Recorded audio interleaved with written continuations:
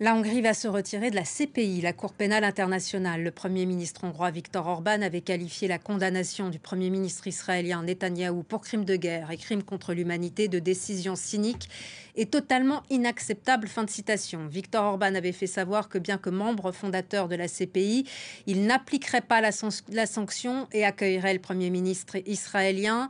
Au cours de cette visite, Viktor Orban a assuré Netanyahou du soutien de la Hongrie au plan américain de Donald Trump pour la bande de Gaza. Bonjour Bertrand Badi. Bonjour. Vous êtes spécialiste des relations internationales, professeur émérite des universités à Sciences Po Paris, auteur du dernier ouvrage « L'art de la paix » aux éditions Flammarion. D'abord, quels sont les objectifs d'une part de Netanyahou et d'autre part de Viktor Orban lors de cette visite ? Évidemment, on est dans un autre monde, il faut le comprendre. C'est-à-dire un monde qui n'est plus régi par la logique d'alliance, telle qu'elle se manifeste et se pérennise, mais par une nouvelle logique qui est la logique de connivence.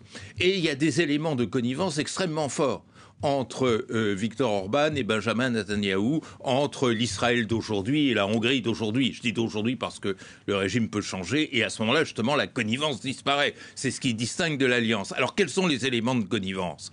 Il y a d'abord, je dirais, la même obsession négative, c'est-à-dire la volonté de Viktor Orban de combattre l'islamisme et la pénétration à travers notamment la migration de l'islam en Hongrie, qui rejoint effectivement cette cible dénoncée comme étant une cible islamiste et combattue par Benjamin Netanyahou.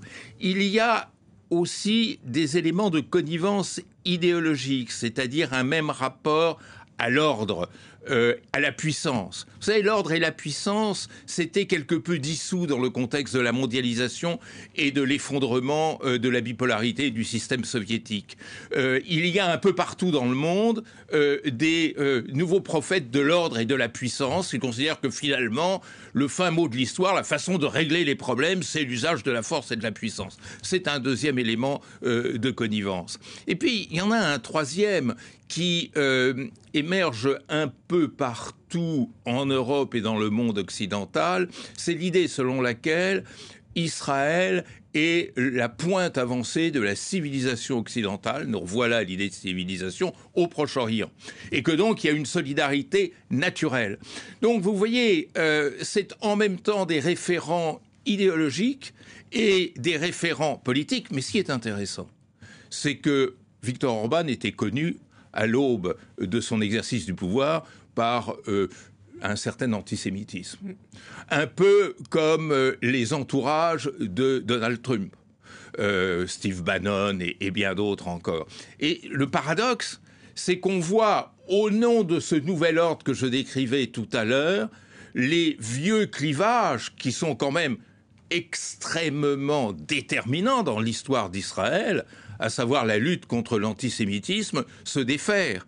Et le paradoxe, c'est que Benjamin Netanyahou utilise de plus en plus l'argument de l'antisémitisme pour combattre ses adversaires, mais va pactiser avec des acteurs politiques qui ont été très largement compromis dans l'antisémitisme passé et même dans l'antisémitisme présent. Donc les liens avec le gouvernement israélien, avec le Viktor Orban, ça lui donne un brevet d'absence d'antisémitisme ? Alors effectivement, c'est un peu le cadeau supplémentaire. Benjamin Netanyahou ne cesse de dire que pas du tout, Viktor Orban n'est pas antisémite, etc. Alors c'est assez étrange parce que il y a des éléments documentés sur des prises de position antisémites de Viktor Orban et Netanyahou dit non mais pas du tout. À côté de ça, il n'hésitera pas à dire que les juges de la Cour pénale internationale sont des antisémites, alors qu'évidemment, ça n'a jamais été documenté. Bien au contraire, c'est pas dans la tradition culturelle de la justice internationale. Et c'est un peu la même chose lorsque Jordan Bardella du Rassemblement national est invité à Tel Aviv, ainsi que Marion Maréchal, pour un colloque de lutte contre l'antisémitisme en Israël.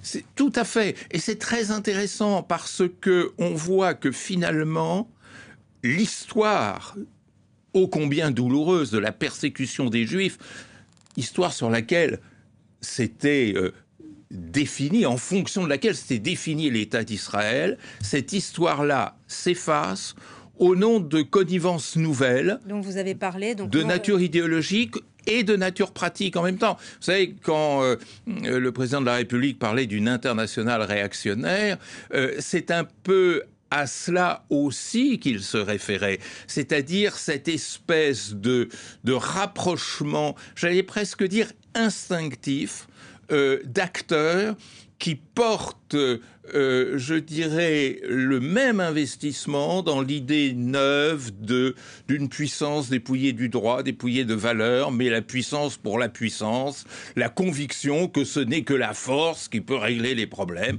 Et on retrouve aussi le trumpisme dans cette vision. Les démocraties vont avoir fort à faire pour s'émanciper de cette nouvelle tutelle. On va revenir sur cette internationale réactionnaire qu'a qualifié le chef de l'État, mais ces partis comme le RN, ils ont quand même souvent des racines qui plongent dans l'antisémitisme. Donc comment s'explique ce retournement ?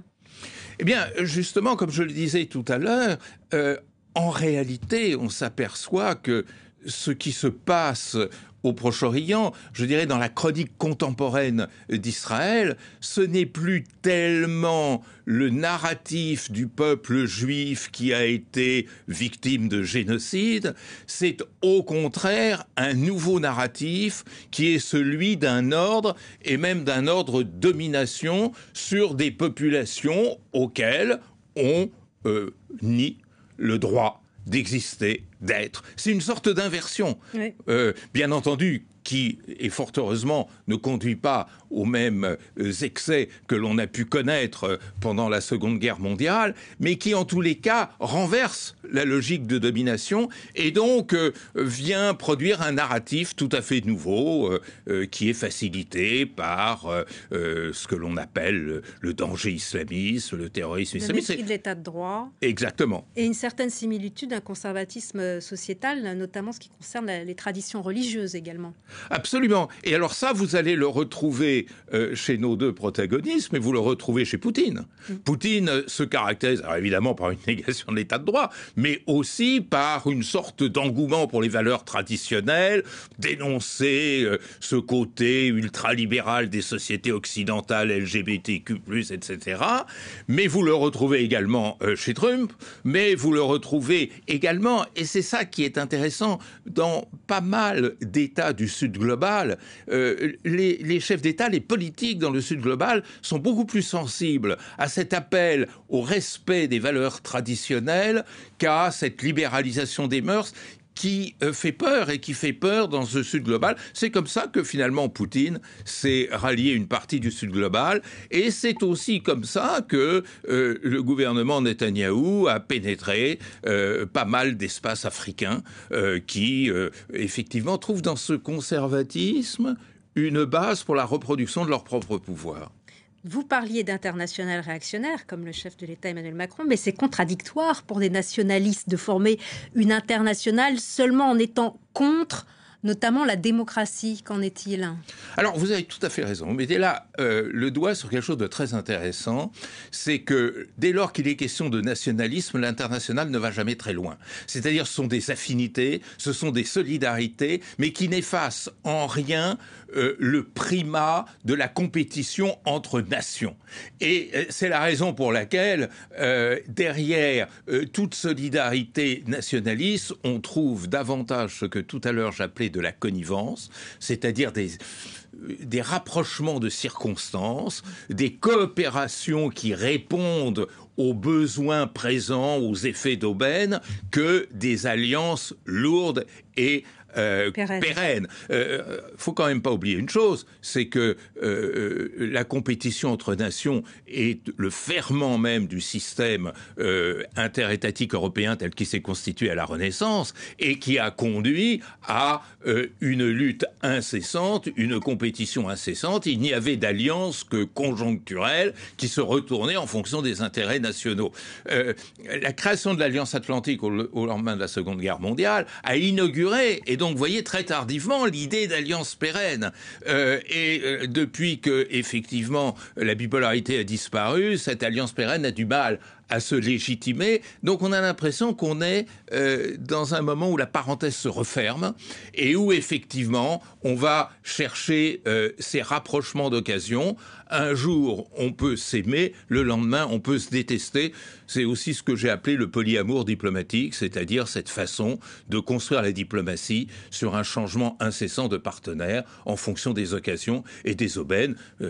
Rien n'indique que demain, M. Orban ne sera pas en situation d'antagonisme avec M. Netanyahou. C'est un peu ça aussi, les nouvelles relations internationales. Mais ça montre à quel point l'argument de l'antisémitisme pour condamner ceux qui sont les ennemis d'Israël ne tient pas. Et historiquement, l'antisémitisme des partis nationalistes, il dénonçait le cosmopolitisme juif. Donc aujourd'hui, ce qui rapproche le gouvernement israélien des partis d'extrême droite, est-ce que c'est pas ce que vous décrivez qui est un nationalisme agressif ? Oui, parce que si tant est qu'on puisse parler de nationalisme juif, le nationalisme l'emporte sur le judaïsme.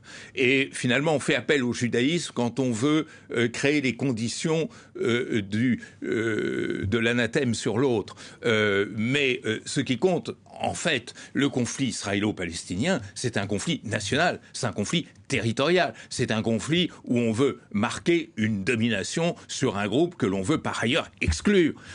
Donc ça n'a plus rien à voir ni avec l'identité ni avec la confession. Et d'ailleurs le progrès assez remarquable de ces mouvements juifs pour la paix et en tous les cas qui réclament que soit respecté le droit des Palestiniens est là pour le confirmer. Est-ce que finalement la politique d'extrême droite de Netanyahou, elle n'est pas en train de diviser profondément les communautés juives dans le monde ? Ah mais tout à fait. Et ça, c'est très sensible, notamment aux États-Unis, où on s'aperçoit que Netanyahou est beaucoup plus soutenu par les mouvements évangélistes d'extrême droite que par la communauté juive qui prend de plus en plus ses distances. On l'a vu dans le débat politique et sitôt passé l'émotion qui a effectivement réuni tous les juifs du monde autour des massacres du 7 octobre, on revient à cette vision plus politique et qui dépasse ces fantasmes communautaires. Effectivement, les Juifs aux États-Unis, peut-être plus encore qu'en Europe et en France en particulier, ont pris clairement leur distance par rapport à Israël. Dernière question, Bertrand Badier, est-ce que vous pensez que cette première visite peut initier d'autres invitations similaires, comme en France ou en Allemagne pour le Premier ministre israélien ? Alors, il y a deux éléments. Il y a, je dirais, la visite provocation, c'est-à-dire la façon de montrer à la CPI, à la Cour pénale internationale, qu'on n'est pas du tout intimidé par les mandats d'arrêt. Là, le gouvernement hongrois a violé le droit, puisque même s'il sortir de la CPI, il est encore tenu pendant 1 an par les engagements à la CPI. Est-ce que le gouvernement français qui a annoncé qu'il n'arrêterait pas, effectivement, Netanyahou persisterait dans l'être ? C'est une chose à voir, ce serait dramatique pour la culture juridique française et pour l'attachement français au droit international que la France a en grande partie construit. C'est quelque chose à suivre. Maintenant, il y a l'autre aspect, qui est celui dont nous débattions il y a un instant, ces nouvelles solidarités, ces nouvelles connivences. Je pense que le jeu d'Israël, tout en misant essentiellement sur la puissance, c'est de se constituer tout un réseau, tout un tissu de connivence à défaut d'alliance. Et un gros effort a été fait en cette direction vers l'Afrique, c'est important. Il y a eu aussi les accords dits d'Abraham qui ont pénétré le monde arabe. Paradoxalement, avec le monde occidental, le gouvernement israélien est plus prudent parce que l'incertitude est plus grande. Mais effectivement, c'est quelque chose qu'il faudra suivre, de même qu'il faudra se demander pendant combien de temps l'Union européenne peut être insensible à ces dizaines de milliers de morts à Gaza. C'est sûr que les gouvernements européens ne souhaitent pas tant une visite de Netanyahou parce qu'ils ont du mal à avouer leur indifférence diplomatique qui pourtant a fait beaucoup de dégâts. Et très récemment, la haute représentante pour la politique étrangère européenne, Madame Kallas, avait tenu sur la reprise des combats à Gaza des propos qui avaient choqué et qui notamment avaient agacé un certain nombre de gouvernements européens. Donc vous voyez, les gouvernements européens n'aiment pas beaucoup, si vous me passez l'expression, qu'on les chatouille sur cette question. ils préfèrent dormir tranquille. Merci beaucoup Bertrand Badi pour votre décryptage sur France 24. Merci à vous d'être venu.